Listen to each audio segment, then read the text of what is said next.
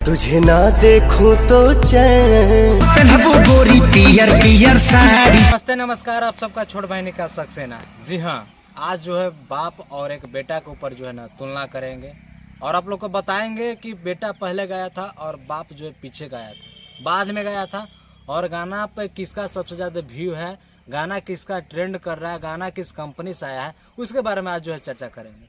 तो आप लोग वीडियो को इसको छोड़ के मत कहीं जाइएगा और इस वीडियो को जो है ना दूर दूर तक शेयर कीजिएगा, ठीक है।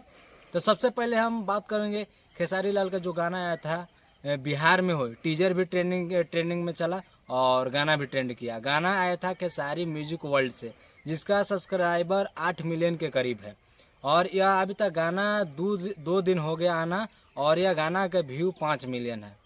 गाना 2 दिन में आया, 2 दिन गाना का आना हुआ और इसका व्यू जो के बाद में व्यू का बात करें तो 5 मिलियन है। और इस गाने को लिखे हैं अखिलेश कश्यप और साथ में दीपक मतलबी और इसका जो म्यूजिक डायरेक्टर है गोलू गुलजार है। चलिए, ये तो हो गया खेसारी लाल के ऊपर जो बात कर लिए। बहुत दिन के बाद जो है इनका गाना आया था।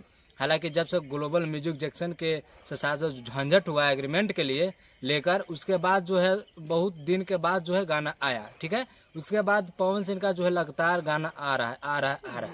तो गाना आया है तुम्हारे बोल था, जो पवन जी का गाना आया था तुझे ना देखूं तो चैन मुझे आता नहीं, यही गाना। तुझे ना देखूं तो चैन मुझे आता नहीं है, एक गाना था।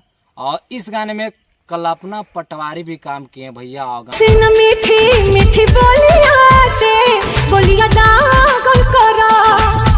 गाना ऐसे ट्रेंड नहीं कर रहा है, कल्पना पटवारी, और बहुत दिनों के बाद जो है ना आया है इस गाने में देखने के लिए मिले है कल्पना पटवारी। जी हाँ, तो जो गाना पवन सिंह का आया है और गाना आते ही ट्रेंड किया है। गाना आया है टिप्स भोजपुरी पर, जिसका सब्सक्राइबर भी बहुत कम है, जो कि सब्सक्राइबर है 2 मिलियन के करीब है।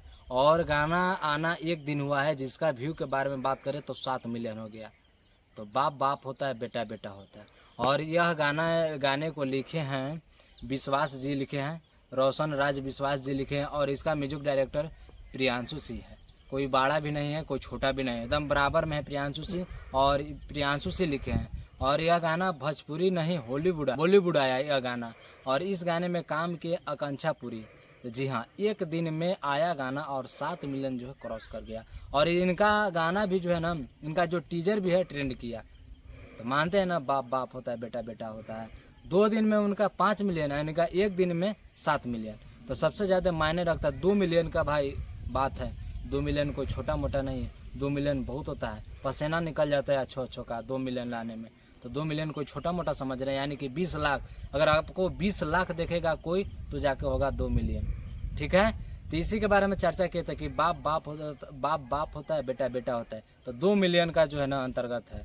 तो कितने एड़ी चोटी लगा लब तो ना हो, खाली जातिवाद गाना सुनने से गाने से नहीं होता है, ठीक है। तो इस वीडियो को दूर दूर शेयर कीजिएगा और मिलते हैं अगले नेक्स्ट वीडियो में। जय हिंद, जय भारत। प्यार में केहू ऐसे तड़पाता नहीं।